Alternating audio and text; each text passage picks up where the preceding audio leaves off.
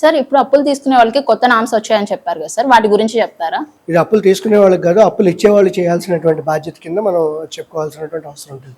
అంటే ఎవరైతే డబ్బులు తీసుకుంటున్నారో వాళ్ళు చేయాల్సిన పని కాదు, డబ్బులు ఇచ్చేటప్పుడు వాళ్ళు చేయాల్సినటువంటి పని కింద మనం మాట్లాడుకోవాలి. దీంట్లో ఏంటంటే స్మాల్ బోరోవర్స్ కావచ్చు, లేదంటే ఎంఎస్ఎంఈస్ ఏవైతే ఉన్నాయో వాళ్ళు డబ్బులు తీసుకునేటప్పుడు లేదంటే అప్పు తీసుకునేటప్పుడు ఏంటంటే జనరల్గా ఒక మార్కెటింగ్ జిమ్మికి వాడుతుంటారు. 0 ఇంట్రెస్ట్ అని చెప్పేసి అని, లేదంటే 5%కే వస్తుందని, 8%కే వస్తుంది అని, లేదంటే 9%కే మీకు పర్సనల్ లోన్ వస్తుంది అని చెప్పేసి ఈ టైప్లో చెప్తూ ఉంటారు. అయితే దాంట్లో కొన్ని హిడెన్ ఛార్జెస్ అని చెప్పేసి అనడం కన్నా కూడా కొన్ని అదర్ ఛార్జెస్ అనేటువంటి ఉంటాయి. ఎగ్జాంపుల్ ఇన్సూరెన్స్ కావచ్చు, లేదంటే డాక్యుమెంటేషన్ ఛార్జెస్ అని, ప్రాసెసింగ్ ఫీజ్ అని చెప్పేసి అని వేస్తూ ఉంటారు. అవన్నీ ఈ వడ్డీలో కలపకుండా చెప్తూ ఉంటారు అనమాట. అవన్నీ మార్కెటింగ్ గిమ్మిక్స్ కింద మనం చూస్తుంటాం.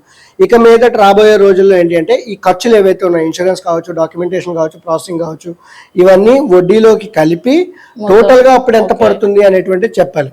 అప్పుడు నిజంగా 0 ఇంట్రెస్ట్ అన్నది 0 ఇంట్రెస్టా కాదా అనేటువంటిది తెలుస్తుంది.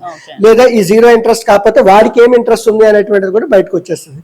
ఇది మాత్రమే కాకుండా రేపు పొద్దున మనం డిఫాల్ట్ అయినప్పుడు రికవరీ ఎట్లా చేసుకుంటారు అనేటువంటి మెకానిజం ఏదైతే ఉందో దాని గురించి చెప్పాలి. లేదా మనకి ఏదైనా ప్రాబ్లం వచ్చినప్పుడు ఎవరిని అప్రోచ్ అవ్వాలి ఏంటి అనేటువంటిది కూడా దాంట్లో ఇన్ఫర్మేషన్ అనేటువంటిది కీ ఫ్యాక్ట్ స్టేట్మెంట్ అంటాం.